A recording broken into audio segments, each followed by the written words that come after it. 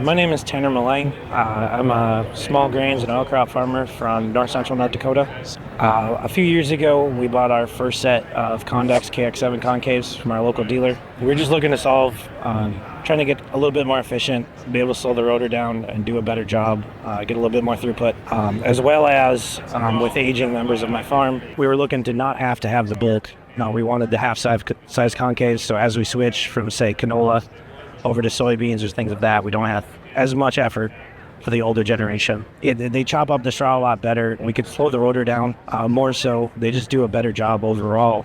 Actually, what sold me on the Kondex, and I was considering multiple other brands, I was combining with a buddy, and he had a John Deere S680, a later model, and he had some problems with it. It had to go to the dealer, and he was running the Kondex KX7s as well. And the dealer brought him out a demo 790 because he was thinking about trading. So they brought it out in the morning, and we combined all day, finished up his wheat. And the salesman came out that afternoon and asked him what he thought. And he asked him why the 790 was such a pooch or so slow compared to a 680. And the only thing different from a 680 that wasn't stock was the Kondex KX7 Concaves. It made that much of a difference. Once you go to a set of these KX7s, I will not own another pair. I mean, they're just night and day better. And they're so much more user-friendly. You can configure them however you need. We actually took one set from a 60 series Deere and took it over to an S series Deere.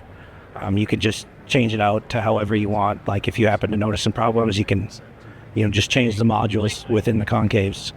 And usually, with a little bit of trial and error, you can fix whatever problem is going on.